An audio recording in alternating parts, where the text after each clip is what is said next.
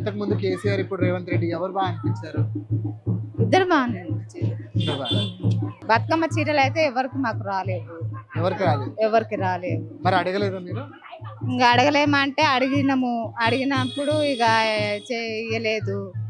ఇయ్యలేదు. అది కాక లేవన్నారు మరి కొన్ని కేసీఆర్ మంది. ఉన్నప్పుడు బతుకమ్మ చీరలు వచ్చినాయా? వచ్చినాయి. కేసీఆర్ బతుకమ్మ చీర బతుకమ్మ వస్తుంది అనగానే ముందే ఇచ్చిండ్రు ఎవరు? కేసీఆర్ ఉన్నప్పుడు. ఇప్పుడు అయితే బతుకమ్మ చీరలు అయితే రాలేదు. మరి మీ ఇంట్లో వాళ్ళకి కానీ ఎవరికైనా పెన్షన్స్ ఇవన్నీ వస్తున్నాయా? మా మామకు ఒక్కడికి వస్తుంది. ఎప్పటి నుంచి వస్తుందమ్మా? ఆయన 60 సంవత్సరాలు కాబట్టి చాలా రోజుల నుంచి వస్తుంది మా మామకు. సో ప్రభుత్వం ఏం చేస్తే బాగుంటది అనుకుంటున్నారు? ఏం చేస్తే బాగుంటుంది అనుకుంటున్నాం అంటే, ఉన్నోళ్ళకే ఇల్లు రాకుండా లేని వాళ్ళది కూడా చూసి, వాళ్ళ ఆధార్ కార్డులు చూసి వాళ్ళకి ఉన్నదా లేదా అనేది చూసి మాకు ఇస్తే బాగుంటుందని మేము అనుకుంటున్నాం. ఇప్పుడు కరెంట్ బిల్లు, నీళ్ళ బిల్లు మాఫీ అవుతున్నాయి మరి? మాఫీ ఏం లేదు, కిరాయికి ఉన్నాం కదా, మాఫీ ఏం లేదు. సొంత ఇల్లు అయితేనేమో అది వేరు ఉంటుండే, కిరాయికి ఉన్నాము.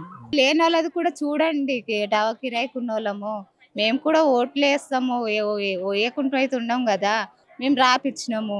వస్తాయని డబుల్ బెడ్రూమ్ అవి ఇవి అని ఈయన వచ్చినాక కూలి పని చేస్తాము, మాకు ఇల్లు ఇస్తే బాగుంటుంది అని మేము అనుకుంటున్నాం. కూలి పని చేసుకుంటారా రోజు?